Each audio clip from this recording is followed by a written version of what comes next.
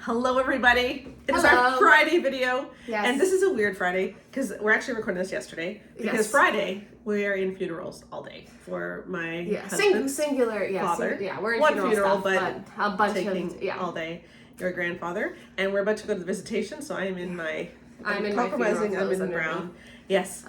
So That's been rough. But at the same time as we've had this rough week, we have these good things happening, which is just bizarre. Yeah, it's and a whiplash week. We're excited about the book launch on Tuesday, and we finally got the book in the mail. Yes, it Here launches is. in like 4 days, and we just got it yesterday night. The Marriage You Want. I've been watching other influencers put their copies up and talk about their copies because a lot of the podcasts that we're coming out on have got it before we did.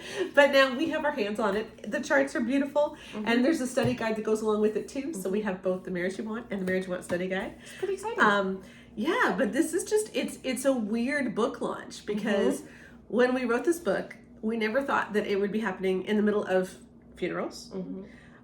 We never thought it would be happening in the middle of the biggest international crisis that we have had in my lifetime, which I think is pretty accurate. There are bigger... Cries in millennial. Just... Yeah, well, I'm 55 I know, and it's the biggest thing. I know.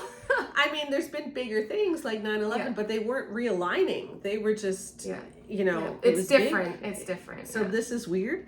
I mean, even the fact that in all other book launches, I've tried to get really high on Amazon. Like, that's always been our goal. Like, see how high we get on Amazon. And now I've been like, yeah, I know a lot of you are boycotting.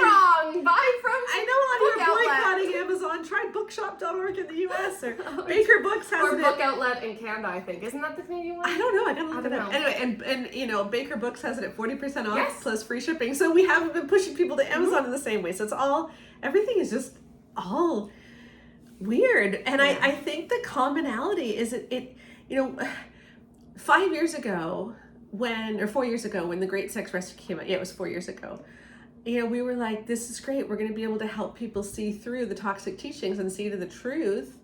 And I feel like we have an audience that we've brought along doing that, and people are being a lot more discerning in our audience, and people are seeing the truth in a lot of other ways.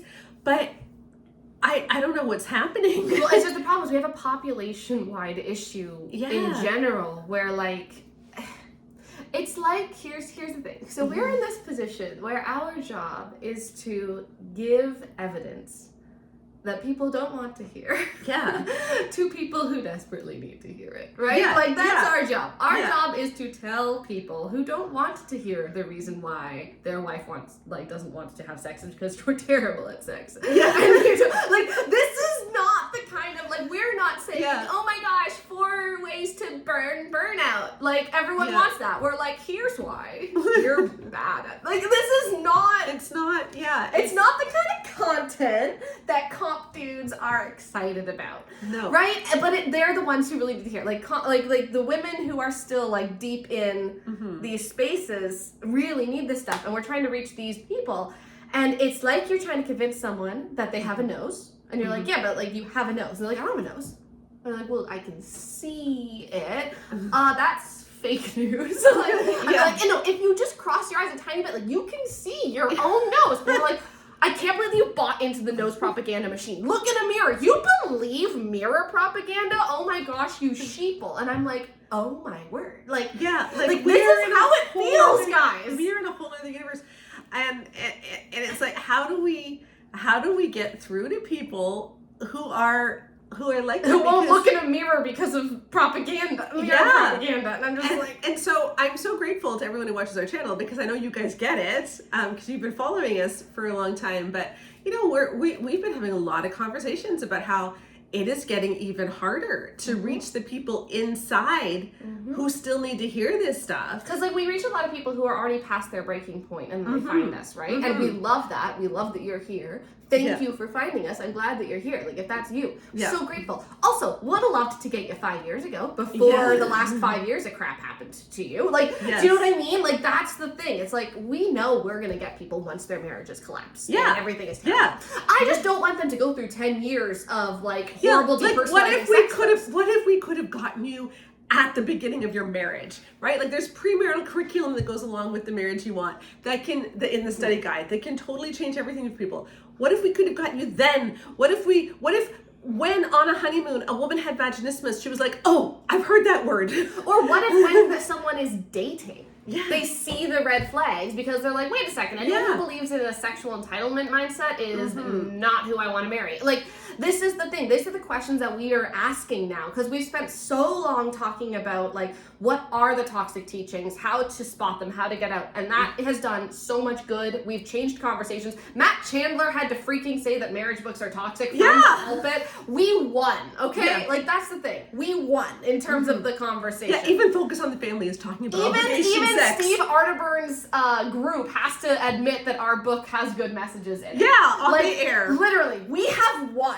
In terms of that. Like, no one is able to say, actually, no, women shouldn't orgasm anymore, or they get laughed out of everything. But at the same time, there's this whole other side of it where it's really hard, because the people that we really want to reach, we're the treatments, what I'm saying is the treatment stuff we've done really well. We really want to be able to also do prevention. But prevention requires that the people who need the message are self-aware, and they're out here arguing they don't have a nose. Yeah. And that's where we get into this really tricky situation. And it's like, so we wanted to say, like, because there are some people who are also kind of like on their way out, where it's like, okay, I realize that everything I believed about gender roles was not biblical, or like, I realize now that like the stuff that I was being taught doesn't make sense and leads to bad outcomes, and also all of this was just lies. But they don't know what to do. And I think that the big thing is in America, American evangelicalism especially, like we have misinformation problems everywhere. We have issues with like people not trusting like the media for good reason everywhere. We have like all this stuff. It's a common worldwide issue. But it's different. It's different in America. But a lot of that I think is because like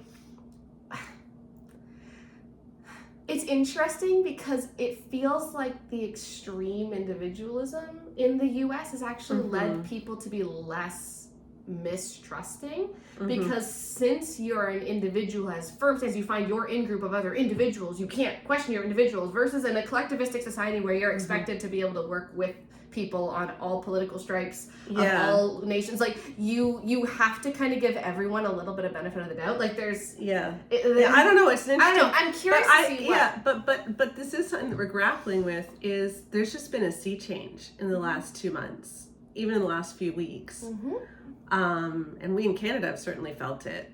And it's like, how do we speak in? Because we're worried. Like we're really seriously worried about, you know, the church in the United States, and the church worldwide, because the United States has such a huge influence. And this is just like, I was watching a reel, and I think we're gonna take this reel and we're gonna do a longer podcast about it. But I saw a reel with Josh Howerton recently where he was talking about how men need to take the leadership over their wives' emotions. Like it was so awful, and it was like a couple of years ago when we started looking at Josh Howerton, he was bad, but he was just parroting the same old stuff. Yeah, and he wasn't, you know.